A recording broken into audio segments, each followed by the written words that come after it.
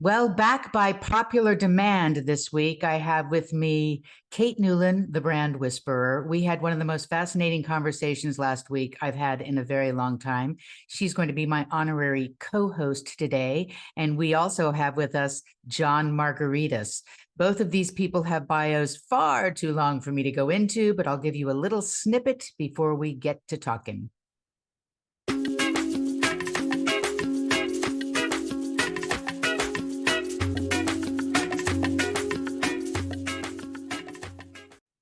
Kate Newlin, known as the Brand Whisperer, is the celebrated author of Shopportunity and Passion Brands. She's a popular and provocative keynote speaker, and her consulting firm works at the intersection where IRL, in real life, meets VR, virtual reality. John Margaritis is a senior executive and board member with more than 40 years of success across the public relations, utilities, consumer and luxury products, retail, energy, and pharma industries. He has provided consulting services to clients in nearly every business sector, including a diverse government portfolio. Hey, so as promised, I have the brand whisperer, Kate Newlin, back again by popular demand. And we also have, yay, John Margaritis. I am going to let Kate take the reins on this as my co-host because she knows both of us very well. And I'm anxious to hear what she and John have to say about how we might go about healing the divisions. Kate? Terrific. Thanks so much, Tracy. It's always a sincere pleasure to be spending some time with you and definitely with John as well. John, Tracy and I talked a couple of weeks ago about how to heal these divisions. And it reminded me of a conversation you and I have had about your work with Major League Baseball after the strike and how you were able to coach them into working and reigniting the passion of the fans. So I just thought that would be a great place to start if you could share that experience with us. I will try. The problem with most issues like what we're facing in our country is that everybody looks inward. What's good for them, and why doesn't the rest of the world understand that their point of view is the right one? And Right. Why don't they just come along? Back in 1994, during the baseball strike, you had the owners and you had the players. And the players wanted more money and the owners didn't want to give them more money, yada, yada, yada. At the end of the day, the players ate the lunch of the owners. They got what they wanted. And everybody said, oh, this is wonderful. Your little group got what you wanted. Our group really did get what we wanted, which was baseball back so that we could start collecting money. And I said to the owners, what about the fans? That's the mass audience that's paid for both groups. They look at the players as the rich, and they look at the owners as the very wealthy. And not unlike Donald Trump taking $5 from old ladies, the owners were taking their share from the general population. Forget the corporate boxes. Think about a Yankee Stadium with 55,000 fans. 5,000 are corporate boxes, 50,000 people are shelling out of their own pocket. So they said, well, yeah, I get it, but what do we do for the fans? And I said, well, there's something very simple. Every fan who goes to a baseball game hopes to get a baseball, hopes that a foul ball will come into the stands and they will catch it. And they'll go home happy no matter who wins. I said, at the end of every inning, or every foul ball that stays in play, there's a ball boy or a ball girl that picks it up and puts it in a bag. Don't let them do that anymore. Throw it into the stands. Give it to a kid. Yeah. If you give a baseball to a kid, you own their parents. You've got loyalty, and it's simple. At the time, Fred Wilpon was the owner of the Mets. And he said, you know, those balls cost me $3.25 each. And I said, well, actually, Ted Turner said, Jesus, Fred, if you threw 100 balls back, that's $300. That's 2 seats at that time. Right. Don't be crazy. It's a great idea. So now if you watch, and most people have no recollection of balls not being thrown into the stands, because 1994 is a pretty long time ago. But before then, no fan got a baseball unless it was hit into the stands. I'll be darned. And it was a tremendous boost to the fan base, and they liked it. So what's our What's the analog? How do well, we what do we apply it? do? What's our baseball to the Mhm. masses? I think what we have to do is recognize what drives them, what makes them smile, what to do that, you have to kind of analyze the appeal of a Donald Trump as opposed to the unappeal, if that's a word, of Joe Biden. The appeal of Donald Trump is he lets the little guy be the little guy without trying to convert him on some platform of policies, because they don't care. He doesn't attack the little guy, he attacks the big guy, big government. And he has made big government, or government at all, the enemy. So how do you make government not be the enemy? How do you make Joe Biden appealing? Obviously, it's not the fact that we have great economic results, that our country is doing very well economically, that inflation is coming down. No, what they see is that inflation has gone up, and it's gone up under Joe Biden. Is it Joe Biden's fault? No, it's probably COVID's fault. But they don't care whose fault it is. They want somebody to blame. He's the guy to blame. And therefore, any alternative is their solution. So how do you change that? And if I knew that, I'd be on a beach in Aruba, I think. It's just a very frustrating argument. Yeah, indeed. What do you toss them? I mean, is it a is what's the ball? What's the thing that creates fandom, reignites fandom in the country? Doesn't have to be for Joe Biden. I mean, my worry is that it's about a loss of belief in the basic values that we hold, to be dear, to be indisputable, the what we stand for as a country. And those values seem to be under attack as much as any individual. I don't know. During COVID, Yeah. if you take out and you the Ron DeSantis of the world, who said we're overreacting, Florida did great. Florida did not do great. They lost more people to COVID than anybody else on a per capita basis. Anti-vaxxers. Yeah. Because they were anti-vax, they didn't mask, and he kept everything open. So fine. But the general population during COVID, while it was a terrible, terrible time, and we lost 1 million people, which is hard to fathom, It is. we made economic strides to give people money.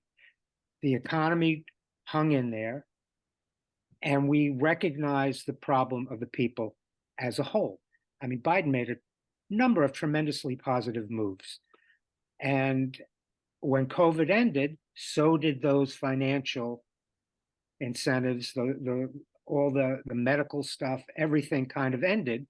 And the rug was pulled out, and everyone having disposable cash during COVID, not everyone, but the majority, is what drove inflation. Then you had to take dramatic steps to cut inflation. And now we are where we are, and there's got to be another solution. And it's not the dogma of the Democratic or the Republican Party, if there is such a thing anymore. Right. What is it? What's the common ground? what does everybody want? And how do they get it? And how do we explain it? I mean, we're in a situation where we have a politicized judicial system. The Supreme Court is totally slanted. It's scary as hell. I don't know how you stop that. They're there for life. But I think certain steps have to be taken. You can't just roll over and let this keep happening.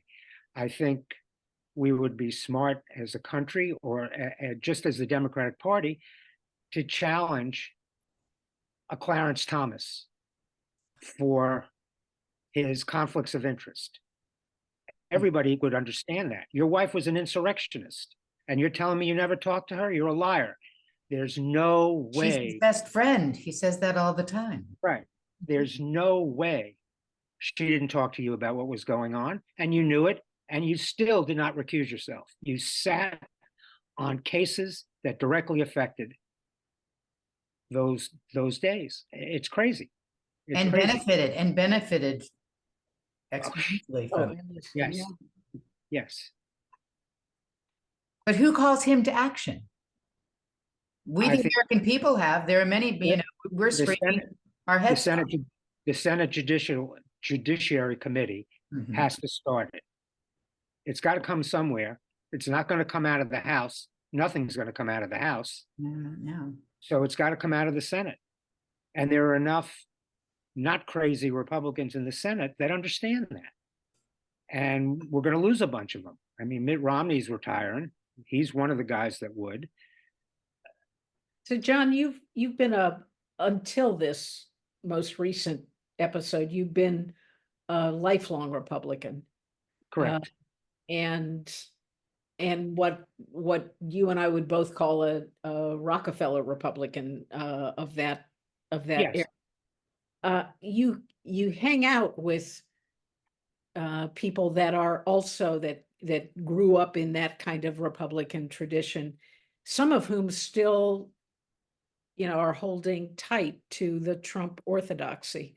How do you engage with them in conversation? What are the magic incantations that you can say that get them to release that grip? I wish I knew. And a perfect example, a counterpoint is Sununu, Mhm. who has spoken out against Trump, but at the end of the day has said, oh, if he's the nominee, I'm going to vote for him. And then you have Liz Cheney or even Mitt Romney, both of whom have said there's no way they're voting for Trump. Right. I don't know how you get through to a Sununu. He knows better. Most of them know better. Is it just the power trip? I don't know. And I don't know. Fear. Greed is a great motivator. Power is a bigger motivator. And for these people, that's everything. I mean, it's insanity. I don't. It is. They're certainly not working for the people if they would vote for Trump after all of that, like the Sununus and the, I mean, who's taken the pledge? Chris Christie says no, he will not vote for Trump, right? Correct. Yeah. Did not say he would vote for Biden. Yeah. He did not. But he said he would not vote for Trump. Liz Cheney said she will do anything she can to stop Trump from being reelected. Oh yeah, I've read her book twice. And understand, even for though confirmation. my roots are Republican, Liz Cheney is way too far right for me. I'm a Rockefeller Republican. I'm a middle of the road, slightly right leaning, slightly. She is way right. She voted 93% of the time with Trump Right. when he was president, more than Jim Jordan, more than anybody else in the House. She was in his pocket. But I read her book, and she's not even in his sphere anymore. She's really seen it and preaches it. But she got destroyed in her primary. Yeah.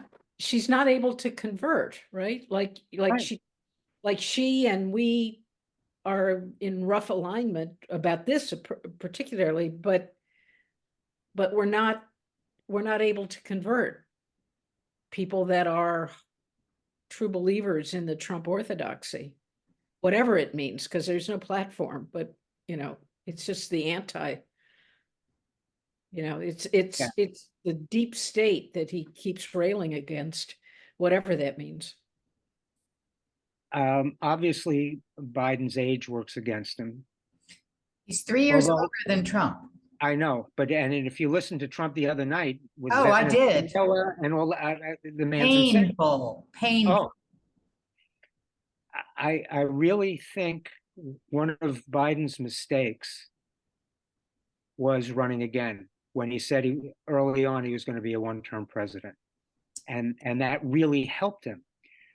Now I think Kate and I talked about this. I read an article in the Times. I can't remember who wrote it. It was an editorial that everything should progress as it is, and at the Democratic convention, Biden should announce that he's not going to seek re-election and open the candidacy to the field and not endorse Kamala Harris.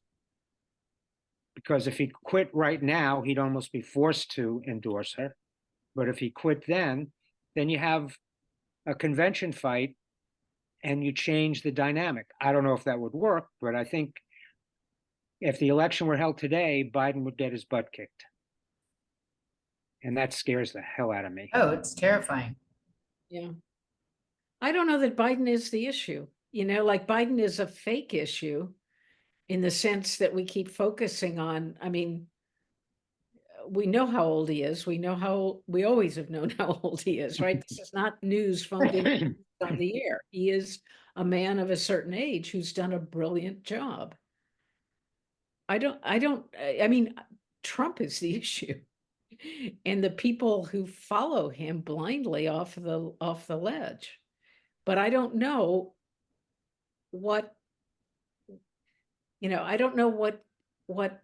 makes them pause in those tracks. Like more Republicans than I do. Certainly you have more conversations with them. Like, does anything put a question mark over his head? A conviction. Okay.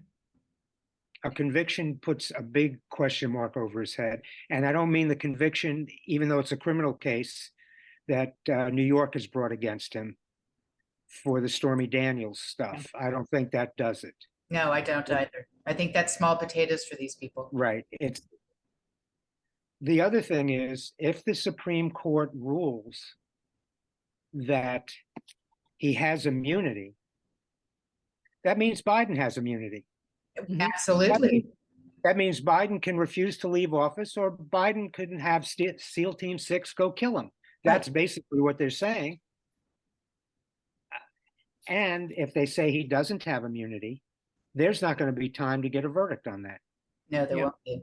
Because they've already dragged their feet. They refused to listen to the case months ago, waited for the appellate court to rule, and then waited another month to decide that they were going to take it up. And now they're not taking it up till April. And while the Gore Bush decision came within 2 days, they can string this out for another couple of months, past April 25th.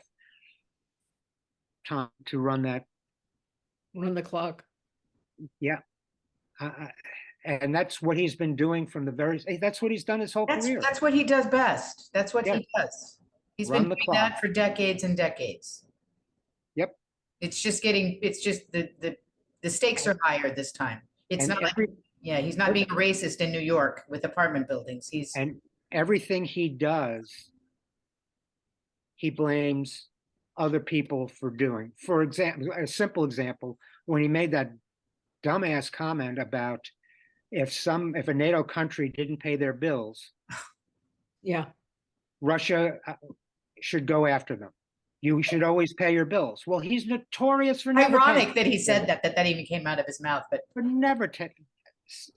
But Yeah, it doesn't pass the brain before it comes out of his mouth. That's the problem. But because that's insane what he said. He projects all of his crimes on all of his opponents, and his fan base buys it. I don't get it. What, I let's fast forward then. Let's assume that the country gets a wake-up call and understands that this should not be our next president. It's bad enough that he was our last one. And he's not elected. Does this stuff deflate then? Does No, not immediately. No, That's you have the correct. same. You'll have the same crap we had after the last election. We won by a lot, even though he lost by 7 million votes. There was fraud. I can prove fraud.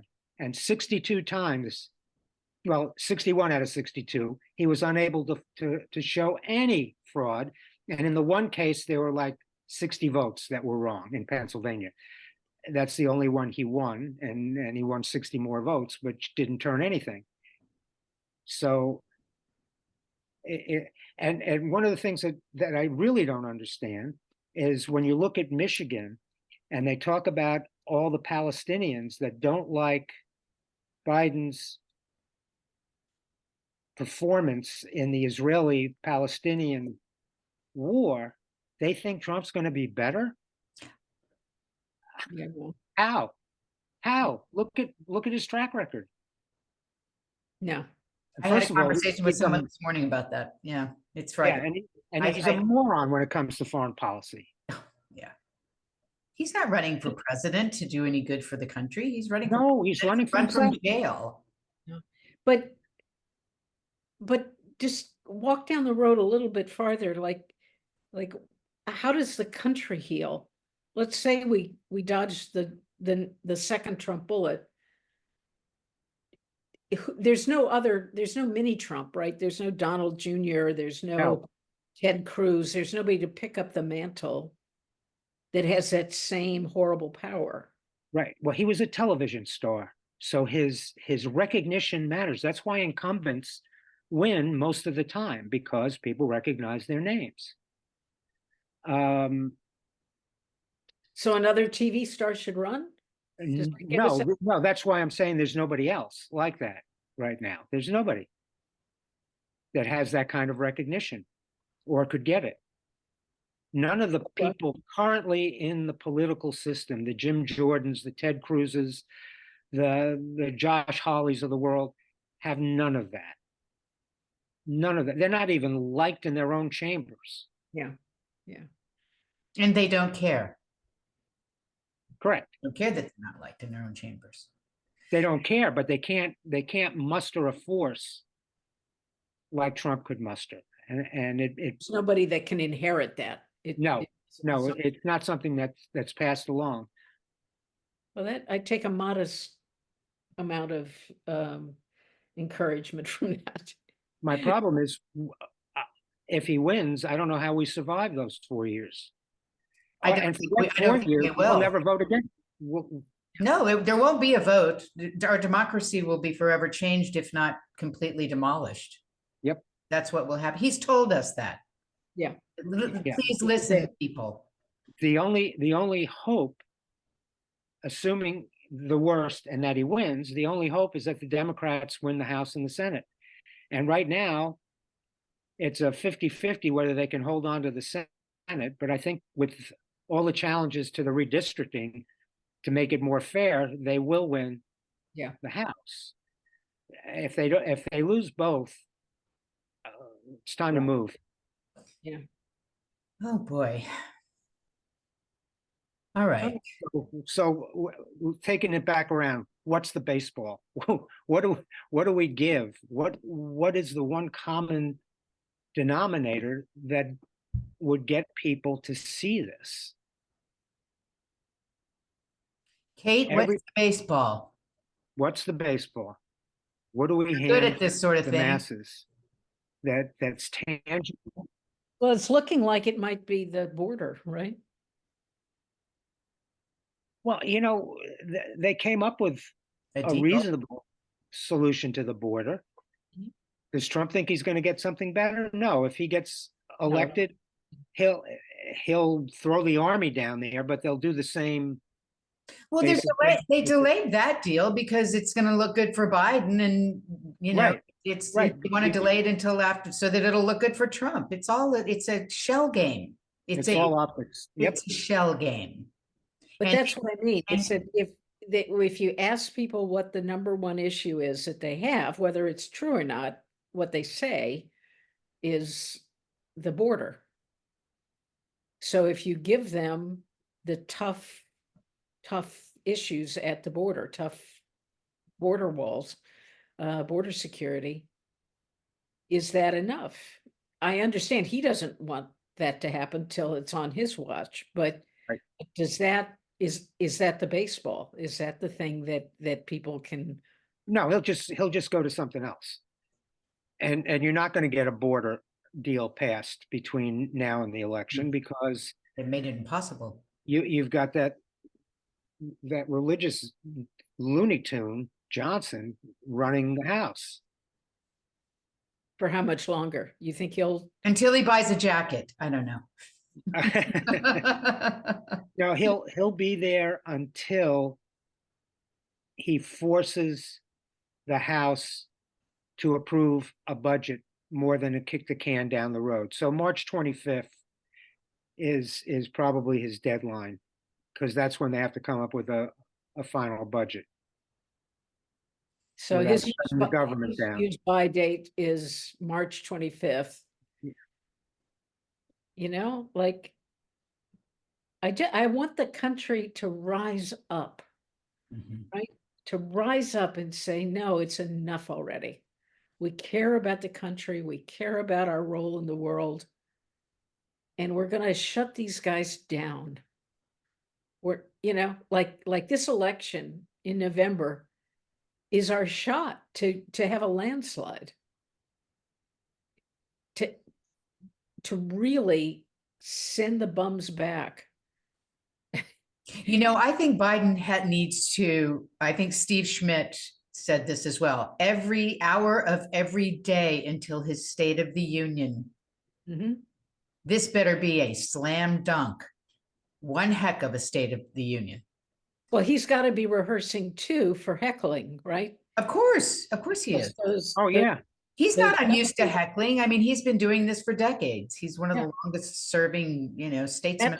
That's going to be the proof is not what's on the teleprompter that he can read well, but when Marjorie Taylor Greene or Lauren Boebert, any of those people start shouting stuff at him, Mhm. they have great rejoinders that shoot them down, is the mental acuity in action, that we know that Trump can't do. I believe it is. I think a lot of people don't give Biden credit where credit is due. He's good on his toes. He is a sharp, speaker when I think people just don't give him that credit. It's too easy. It's too easy for all of us to compare their ages and their blundering speeches. Yeah. Did you see him on Seth Meyers? Yes, he was brilliant. He was on. I It was thought terrific. he was. It was wonderful. Get him out there. Get him out there. Trump is out there every night making a fool of himself. That's right. And Biden is not out there. So there's a vacuum. And That's Trump right. fills that vacuum. He goes out and just goes after Biden. Well, Biden is the baseball. Biden is the baseball. And that's one of the things that Steve Schmidt, I think I think it was today he put it out. I watch him all the time. I admire a great deal. I think Steve Schmidt is a wonderful, heady guy. And it's what you just said. He needs to be out there. We're not seeing him. And when you don't see him, those of us who are still on the fence or in the other corner, which is what I'm trying to heal, they wonder what's going on. Then the rumors must be true. Maybe he, isn't up to the task. He's 80, that sort of thing. Well, I think it was Jon Stewart who said, all of these people like Kamala Harris and his various cabinet members talk about how brilliant he is in a meeting. And Stewart said, That's all is fine and anybody, good. is anybody taping those meetings? That's Is right. anybody, John Stewart said can we that. see him? Can we see him like that? Exactly. Exactly. That's That needs to start happening real soon. All right, Tracy, we've solved it. Biden is the baseball. Biden is the baseball. Okay. Whew. Well, then we need to get him, we need to light a fire under. and you know, Go ahead. I've heard Biden say, people talk about my age. The other guy is almost as old, and at least I remember my wife's name. Exactly. Because Trump. What did he call her the other night? over Melanie? Melania. What did he call her? It Yeah, something like that. No, it wasn't even close. It was like wasn't even as Madeline. close as Melanie. It wasn't Teresa, but it was like Yeah. something not even close to. It would be one thing if he said Melody, okay? But I think it was something like, Marissa. I don't know. It was crazy. If it weren't so She's invisible. terribly frightening, it would be comical. I understand sometimes why people like to watch him. It's like watching the slowest train wreck you've ever seen. And it just, it's fascinating. I mean, it is. But again, it was, we're all New York people. And we knew way back in the day, who he was. And the idea back then of him running for president was absolutely laughable. It was a joke. It was a complete joke. It was a joke even when he announced. Ha ha, the joke's on us. Yep. Yeah. The democracy joke may be on us. Yeah. And therein the problem lies. So we need one more baseball. We have Biden. Come on, John. Come on. Get him out there. Get him in the stands. Make me feel good today. Make it feel good. Get him out there. They have to get him out there. Yeah. You got to take your chances. Yeah, he makes gaffes, but he's done that since he was in his 30s. He also has a stutter since he was 12 or younger. Right. I think for a guy with a stutter, he's done pretty damn well for his life. Hey, and listen, I'm no fan of Hunter Biden, but he destroyed the Republicans in that private meeting. They got nothing. Oh, he absolutely did. You mean the one where Marjorie Taylor Greene was screaming at him? Yeah. Oh, how embarrassing. It's sometimes I'm truly embarrassed for her. I cringe when I watch it. So I'm like, please don't do that. Please don't. Oh, she did it. It's like she's going to do it again. Did you hear her yesterday when Tom Suozzi was sworn in? Yes, I saw that. I saw her. What did she say? He said, "What's wrong with the Republicans? Why did we ever get rid of Santos?" She did not say that. She did. You can't make this stuff up.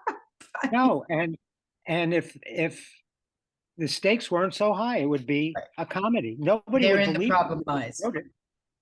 And I think you were, Kate, I have met you on a handful of occasions, but Kate tells me that you've been married to a lifelong Democrat. Yep. And how is she? Who? Well, my wife was always a registered Democrat. My father-in-law would not vote for a Republican under any circumstances. And even though I was a registered Republican, I did vote for Democrats. I live in New Jersey. I voted for Bill Bradley every time he ran. I voted for Bill Clinton. Mm-hmm. And I voted for Joe Biden. I look at the person, and my wife has done the same thing. I mean, she's a lifelong Democrat, but she's voted Republican. We both voted for Christie. Christie was a very good governor. Was he perfect? No, he made some dumb mistakes. But I wish he hadn't overall, dropped out the of the state race. did better. Yeah, I wish he hadn't Oh, dropped. me too. I really do. At least you have a choice then. Absolutely. And What are you thinking? much better candidate. I think we've done it. We figured out the baseball. It's Biden. Now, how do we get the message to him? Yeah. And to his people? I mean, if you listen I thought to you had Axelrod, connections, John. I'm the Republican, remember? Oh, right. Well, I come from a long line of Republicans in Texas, and this is not the Republican Party of my grandfather or even my mother, and not at all. So I don't even call it that. You see what they're doing you see what they're doing in Texas now? They're primarying which all one? the Today's the Republicans. primary. They're trying to primary all the state legislators, Mhm. Republicans, and replace them with further right Republicans. Oh, I didn't see that. Thank you for making me feel even better, John. Always a joy. Doesn't mean they'll win, but It doesn't that's mean what they're they'll trying win. to do. That doesn't surprise me, unfortunately. My home state doesn't surprise me. I think What that, would make my day is to see Ted Cruz go down. oh God, this that would year. be heaven. Please, please. That would be it. That needs to happen. It's needed to happen for quite some time now, but that needs to happen for all. Yeah, I have Texas Yeah, friends, looks like they family. have a pretty good who- Yeah. So Biden's baseball. Yep. Okay. Get him out there. We'll get him out there. And I think that, Kate, I think that we need to do this again with John. Yeah, sure. I think we need to have some further conversations as things progress in this turbulent remainder of the year we're going to have. I'm nervous and I'm hopeful at the same Me time. too. You know, I don't want to lose hope. So what do you think, Kate? We need to vote. At the end of the day, that's 100% of what we can do. And if we Yes, encourage get the everybody vote to out. vote, get the vote out. Get the vote out and get the Biden baseball. Yeah. That's the mission. Yep. All right, team. Are we all good? All good. I'm good. Okay. So, Happy to do it again if we want to.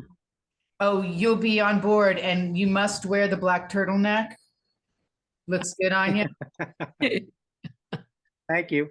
I thank will. both of you. And thanks for co-hosting, Kate. We're going to do that again as well. And I'll see both of you very soon.